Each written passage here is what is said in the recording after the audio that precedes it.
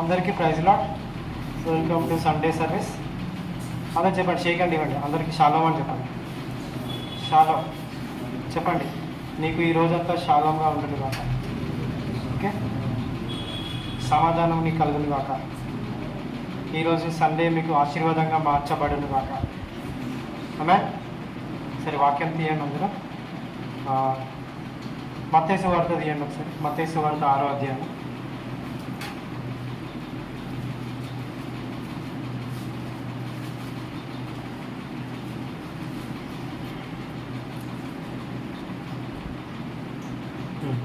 మత్తయి సువార్త 6వ అధ్యాయం 6వ వచనం నుంచి చదువు. నీవు ప్రార్థన చేయనప్పుడు నీ గదిలోనికి వెళ్ళి తలుపు వేసుకొని రహస్యమందున్న నీ తండ్రికి ప్రార్థన చేయుము. ఓకే, మొట్టమొదటిగా మనం ఏం చేయాలంట? ప్రార్థన అనేది సీక్రెట్గా చేయాలంట, అందరికీ తెలిసేలాగా చేయొద్దంట. ఓకే, చెప్పండి పక్కన వాళ్ళకి. ప్రేయర్ అంటే నలుగురికి తెలియద్దు, నీ పక్కన వాళ్ళకి కూడా తెలియదు. ఏం చేయాలా? సీక్రెట్గా చేయాలి. యేసుక్రీస్తు అందరికీ తెలిసేలాగా చేసిందా, లేకపోతే ఏకాంతంగా చేసిందా? ఏకాంతం. చెప్పండి, నీ ప్రార్థన స్టైల్ మార్చండి అని చెప్పండి. చెప్పండి పక్కన వాళ్ళకి, నీ ప్రార్థన స్టైల్ మార్చండి. అంటే సీక్రెట్గా చేయాలంట, ఎవరికి తెలియకుండా. ఒకవేళ మీరు ఫాస్టింగ్ చేస్తున్నారా, నీ పక్కన వాళ్ళకి కూడా తెలియదు ఫాస్టింగ్ చేస్తే. అంత సీక్రెట్గా మెయింటైన్ చేసినప్పుడే అపవాదికి మీరు చిక్కరు. అర్థమైందా? సో కొన్ని ప్రార్థనలు ఎందుకు ఆన్సర్ రావంటే అపవాదికి తెలిసిపోతుంది నువ్వు చేసిన ప్రార్థన అంతా. సో వాడికి తెలియకుండా ఉండాలంటే కొన్ని సీక్రెట్స్ మెయింటైన్ చేయాలి. అర్థమైందా? ఇప్పుడు కొంతమందికి చెప్పుకోలేని ప్రాబ్లమ్స్ ఉంటాయి, ముఖ్యంగా లేడీస్కి. అవన్నీ చెప్పలేరు, భర్తతో చెప్పుకోలేరు, చుట్టాలకి చెప్పుకోలేరు. సో అదేం చేస్తారు? సీక్రెట్గా ప్రేయర్ చేస్తారు. చెప్పండి, సీక్రెట్ ప్రేయర్ ఓపెన్ రివార్డ్ అని చెప్పండి. అంటే బైరాటంగా దేవుడు ఏం చేస్తాడు? నిన్ను ఫలనిస్తాడు. ఇక్కడ ఉంటా చూడండి, మీరు రహస్యంగా నీ తండ్రికి మొరపెట్టినప్పుడు ఆయన బైరాటముగా మీకు ప్రతిఫలం ఇచ్చింది. ఉంది కదా ఇక్కడే, మళ్ళీ చదువుతాం. నీవు ప్రార్థన చేయనప్పుడు నీ గదిలోనికి వెళ్ళి తలుపు వేసుకొని రహస్యమందున్న నీ తండ్రికి ప్రార్థన చేయనప్పుడు, అప్పుడు అంటే రహస్యం స్థలంలో ఎవరుంటారంట? చెప్పండి, రహస్య స్థలంలో ఎవరుంటారంట? నీ తండ్రి ఉంటాడు. అర్థమైందా? ఇక్కడ చిన్న సీక్రెట్ మీకు రివీల్ చేస్తున్నాను. నువ్వు ఎప్పుడైతే సీక్రెట్గా ఒక ప్లేస్ వెతుక్కుంటావో అక్కడ తండ్రి ఉంటాడంట. అర్థమైందా? Simple logic. ఇక్కడ మీరు కాంప్లికేట్ చేసుకోవద్దు. క్లియర్గా మళ్ళీ చదువుతాను, ఎవరు కన్ఫ్యూజ్ అవ్వకుండా వినండి. నీవు ప్రార్థన చేయనప్పుడు నీ గదిలోనికి వెళ్ళి తలుపు వేసుకొని రహస్యమందున్న నీ తండ్రికి ప్రార్థన చెయ్యము, అప్పుడు రహస్యమందు చూచుచున్న నీ తండ్రి నీకు ప్రతిఫలం ఇచ్చింది. సో రహస్య స్థలంలో ఎవరున్నారంట? నీ తండ్రి ఉన్నాడు. హల్లెలూయా. చెప్పండి, నీ ప్రార్థన గదిలో నువ్వు ఒంటరిగా లేవు, నీ తండ్రి నీ పక్కనే ఉన్నాడు, యేసయ్య నీ పక్కనే ఉన్నాడు. సో మనకి యేసుక్రీస్తు తండ్రిగా ఉన్నాడు, స్నేహితుడిగా ఉన్నాడు, ఇంకా ఏమున్నాడు చెప్పండి? బలవంతుడు. ఎంతమంది నమ్ముతున్నారు యేసయ్య బలవంతుడు? చెప్పండి, ఆ బలవంతుడు నా బలహీనతలన్నీ బలపరచునుగాక. సో ఆయన తండ్రిలాగా మనకి పనిచేస్తాడంట, స్నేహితుడిలాగా పనిచేస్తాడంట, ఇంకా యేసుక్రీస్తులాగా పనిచేస్తాడు. హల్లెలూయా. సో నీ సీక్రెట్ ఏంటంటే నీ ప్రార్థన గది. చెప్పండి, నీ సక్సెస్కి మార్గం ఒకటే, నీ సీక్రెట్ ప్రేయర్ లైఫ్. అంటే తెలుగులో ఏమంటారు? రహస్యమైన ప్రార్థన జీవితమే నీ యొక్క విజయానికి ద్వారం తెరవబడుతుంది. అర్థమైందా? ఇప్పుడు ఓసన్న గారు సంఘానికి రాకముందుకు ఎన్ని సంవత్సరాలు చేసిండు ప్రేయర్? కొన్ని సంవత్సరాలు చేసిండు, ఆల్మోస్ట్ లైక్ 3 decades, 30 సంవత్సరాలు చేసిండారు. సో ఆ 30 సంవత్సరాల ప్రార్థన 40 సంవత్సరాలు ఆయన పంట కోసుకున్నారు. అర్థమైందా? 30 సంవత్సరాల ప్రార్థన నెక్స్ట్ 40-50 సంవత్సరాలు తన సేవ బలంగా పనిచేసింది. హల్లెలూయా. సో నీ ప్రార్థన జీవితము నీ విజయానికి ద్వారం తెరుస్తుంది. నువ్వు ప్రార్థన చేయలేని వ్యక్తివా? నువ్వు జీరో. ఓకే, ఇంకో వచనం చూసుకున్నాము. మార్కు సువార్తలో ఉంటుంది, మీరు ఒక్క గడి అయినా నాతో ప్రార్థించలేరా అని యేసు ప్రభు శిష్యులతో ఒక మాట అంటారు. తీయండి అది ఎక్కడ. మీరు ఒక్క గడి అయినా నాతో ప్రార్థించలేరా అని అడుగుతుంది.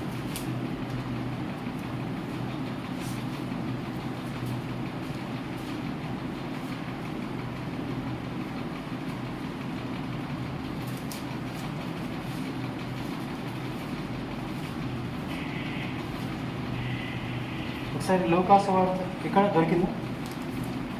లూకాసు వార్త 8లో కూడా ఉంటుంది. ఆయన చదవండి ఒకసారి అందరూ తీయండి. ఎన్నో వర్ష అది? మత్తయి వార్తనా? మార్కు 14:37 అందరు తీయండి. మార్కు 14:37.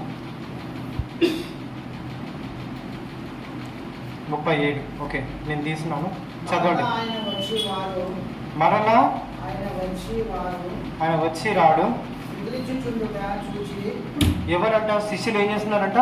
నిద్రిస్తున్నారంట. ఎవరు చూశారంట? యేసుక్రీస్తు చూస్తున్నాడంట. సీమోను, నువ్వు నిద్రించుచున్నావా? ఒక్క గడియ కూడా నాతో ప్రార్థన చేయలేవా? సో నీ జీవితంలో శోధన రావద్దు అంటే ఏం చేయాలి మీరు? చెప్పండి. శోధన తప్పించుకోవాలంటే ఇప్పుడు నీకు చదువుతున్నావు, ఆ చదువు నీకు అర్థమవుతలేదు, అదొక శోధన. సో ఆ శోధనని జయించాలంటే ఏం చేయాలా? ప్రార్థన చేయాలి. ఇప్పుడు సడన్గా మీ ఇంటికి 20 మంది వచ్చింది, నువ్వు వంట చేయలేవు. గంటలో చదివితే అయితేనా? అవ్వదు. మినిమం 3 గంటలలో పడుతుంది. సో వాళ్ళందరికీ చేసేసరికి ఇంకో 2 గంటలు పడుతుంది. సో 4 hours పడుతుంది. అది కష్టమైన టాస్క్. కానీ నువ్వు ప్రార్థన చేస్తే ఆ వచ్చిన వాళ్ళు కూడా నీకు హెల్ప్ చేస్తారు. హల్లెలూయా. అర్థమవుతుందా? మీకు చిన్న చిన్న ఎగ్జాంపుల్ ఎందుకు చెప్తున్నా అంటే, దేవుడు ఎలా పనిచేస్తాడంటే నీ శత్రువును కూడా నిన్ను ఆశీర్వదించడానికి వాడుకుంటాడంట. హల్లెలూయా. చెప్పండి. నీ శత్రువుని కూడా మిత్రులుగా దేవుడు వాడుకుంటాడు. ఎప్పుడు? నువ్వు శోధనలోకి వెళ్ళకుండా ప్రార్థన చేసినప్పుడు. హల్లెలూయా. సో నేను చిన్న టెస్ట్ మనీ చెప్తాను. ఈస్టర్ రోజు మనం ఈస్టర్ చేసుకున్నాం కదా మనం. సో ఈస్టర్ రోజు నాకు అప్పుడు ఫైనాన్షియల్గా కొంచెం నేను వీక్ ఉండేది. సో ఆ రోజు సడన్గా పొద్దున్న నాకు కాల్ వచ్చింది 8 o'clock. మా ఇంటి దగ్గర కూడా చనిపోయినారు, వాళ్ళకి అదే సమాధి కార్యక్రమంలో చేయాలి. పాస్టర్ గారు ఎవరు రావట్లేదు.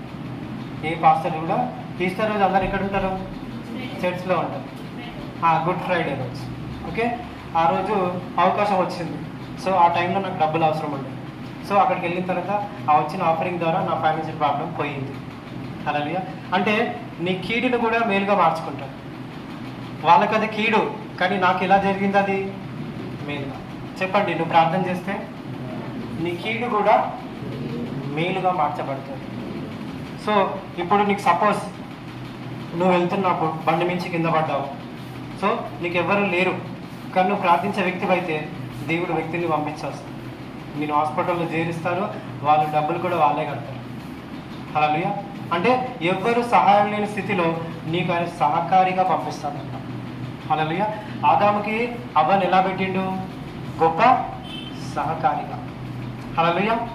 చెప్పండి. నువ్వు ప్రార్థించే వ్యక్తి అయితే దేవుడు నీకు సహాయం పంపిస్తాడు.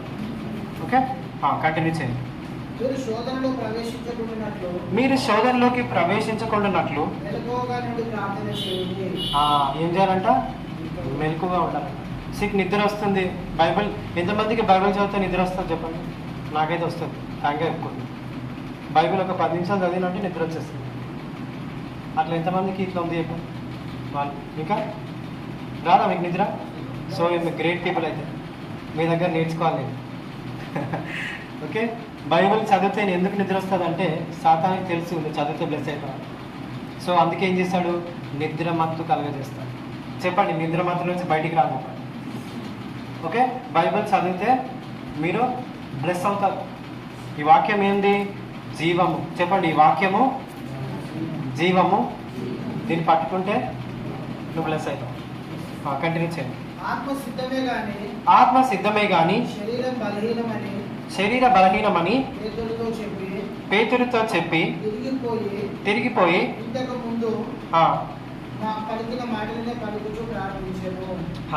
అంటే ఇప్పుడు యేసుక్రీస్తు ఏం చేస్తున్నాడు ఇక్కడ? మీరు ఒక్క గడి అయినా నాతో ప్రార్థించలేరా? మీరు శోధనలోకి ప్రవేశించుకున్నట్లు ప్రార్థన చేయాలంట. హల్లెలూయా. సరే, ఇంకో వచనం చూసుకున్నాము. లూకా సువార్త 1:30. సో ఇప్పుడు మేరీ ప్రార్థన చేసిన తర్వాత ఏం జరిగిందో చూద్దాము. ఈ శుభవచనం ఏమిటని ఆలోచించుచునగా, ఓకే, మేరీ ప్రార్థిస్తుందంట. 29 నుంచి చదువుకుందాం.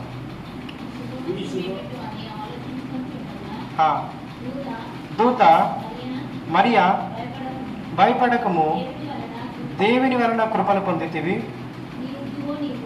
ఇదిగో నీవు గర్భము ధరించి కుమారుని కని, ఆయనకి ఏమని పేరు పెడతారంట? యేసు అని. సో ఇప్పుడు ఇజ్రాయెల్లో చాలా మంది స్త్రీలు ఉన్నారా లేదా? మరి మరియ నుంచి ఎందుకు రావాలి యేసయ్య? చెప్పండి, ఎందుకు మరియ నుంచి దేవుడు వచ్చాడని చెప్పారు? ఇక్కడ ఉంది కదా, మరియా ఉత్తమురాలు, దేవుడు అంటే భయభక్తులు కలిగిన స్త్రీ, ప్రార్థించే స్త్రీ, ఇంకా వాక్యం చదివే స్త్రీ అన్నమాట. ఓకే, దానికి ముందు కూడా చదివితే మీకు అర్థమవుతుంది. దూత లోపలికి వచ్చి ఆమెను చూచి, దయాప్రాప్తురాల, నీకు శుభము, ప్రభువు నాకు తోడై ఉన్నాడని చెప్పాను. ఆమె ఈ మాటకు బహుగా తొందరపడి ఈ శుభవచనం ఏమిటి అని కనుకొనిచుండగా, దూత మరియామును, భయపడకము, దేవుని వలన. సో మరియకి ఏమని ఉందంట? తను ప్రార్థించే స్త్రీ అంట. ఓకే, మరియా మరి ఒక్కతే ప్రార్థిస్తుంది. ఇజ్రాయెల్లో కూడా చాలా మంది ప్రార్థన చేస్తున్నారు కదా, మరి వాళ్ళ ద్వారా ఎందుకు రాలేదు? సో మరియా ఉత్తమురాలు. చెప్పండి, మరియా ఉత్తమురాలు, దేవుని యందు భయభక్తులు కలిగిన స్త్రీ. సో నీవు కూడా దేవుని యందు భయముతో ప్రార్థించాలా? అర్థమవుతుందా? చెప్పండి, భయం లేకుండా ప్రార్థన చేస్తే నీ ప్రార్థనకి జవాబు రాదు. అంటే నువ్వు ప్రార్థన చేసుకునేటప్పుడు ఏం చేయాలా? అయ్యో దేవుడు, నేను ప్రార్థన చేయకపోతే నేను శోధనలోకి వెళ్ళిపోతాను, సో ఈరోజు శోధన తప్పించుకుంటాను, నేను విజయంలోకి వెళ్తాను అని ప్రతిరోజు నువ్వు ప్రార్థన చేసుకోవాలి. హల్లెలూయా. సరే, ఇంకో వచనం చూసుకున్నాము. లూకా సువార్త 8 తీయండి. యేసుక్రీస్తు కొండ మీదకి వెళ్ళిన తర్వాత రూపాంతరం పొందుకుంటాడు. అది ఈ వచనంలోనే ఉంటుంది, చూడండి.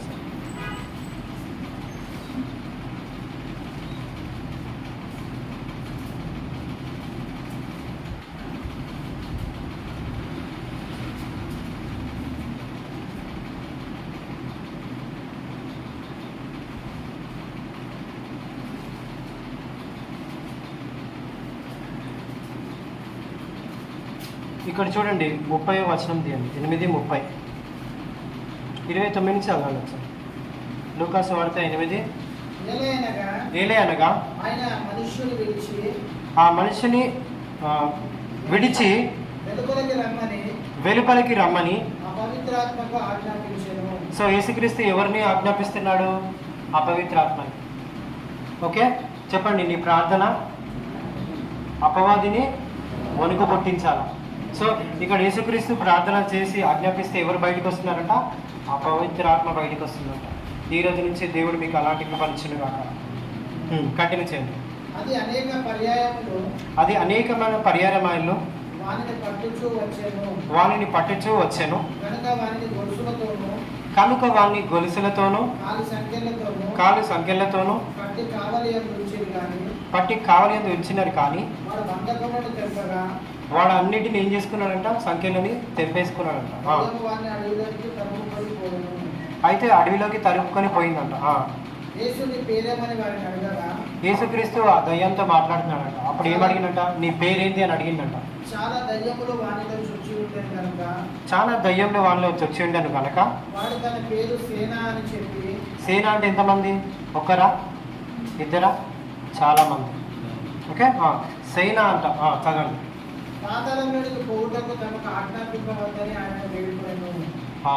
అయితే ఇక్కడ ఎవరిని రిక్వెస్ట్ అడుగుతుంది సాతాను? చెప్పండి, యేసుక్రీస్తుని అడుగుతుంది. ఇప్పుడు చూడండి, ఈ కన్వర్జేషన్ మంచిగా ఉంటుంది. చదవండి. అక్కడ విస్తారమైన పందుల మంద మేయుచుండగా వాటిలో చొచ్చుటకు తమకు సెలవిమ్మని ఆయన వేడుకొనగా, ఆ దయ్యంలో ఎవరిని వేడుకుంటున్నాయంట? యేసుక్రీస్తుని వేడుకుంటున్నాయంట. ఆ పందుల్లోకి నా ఆత్మని పంపించేశాను. ఆయన సెలవిచ్చాను. అప్పుడు దయ్యములు ఆ మనుషుని విడిచిపోయి, ఆ దయ్యములు ఆ మనిషిని విడిచిపోయి పందులలో చొచ్చాను కనుక ఆ మంద ప్రపాతము నుండి సరస్సులోనికి వడిగా పరిగెత్తి ఊపిరి తిరగగా చచ్చెను. ఆమేన్. సో యేసయ్య సాతాను ప్రార్థన విని సాతానికి జవాబిచ్చినప్పుడు నీకు ఇయ్యడా? అర్థమవుతుంది? అక్కడ సాతాను చెప్పింది కూడా దేవుడు నెరవేర్చింది. సో నీ ప్రార్థన ఖచ్చితంగా నెరవేర్చబడుతుంది. అర్థమవుతుందా మీకు క్లారిటీగా? ఇక్కడ సాతాను ఏమని వేడుకుంది? ఆ పందులోకి నన్ను పంపించమని. సో దేవుడు ఏమన్నాడు? సరే అన్నాడు. చెప్పండి, సాతాను ప్రార్థన విన్నప్పుడు నీ ప్రార్థన నిశ్చయంగా వింటాడు. నీ ప్రార్థన గ్యారంటీగా వింటాడు. అర్థమైనప్పుడు క్లారిటీ వచ్చిందా? సాతానికి జవాబు ఇచ్చినప్పుడు నీకు ఇయ్యడానికి. చెప్పండి, సాతానికే కనికరం చూపించాడు, నీకు అంతకంటే గొప్ప కనికరం నీ మీద ఉంది. హల్లెలూయా. మార్కు సువార్త 5వ చాప్టర్కి రండి. Mark chapter 5.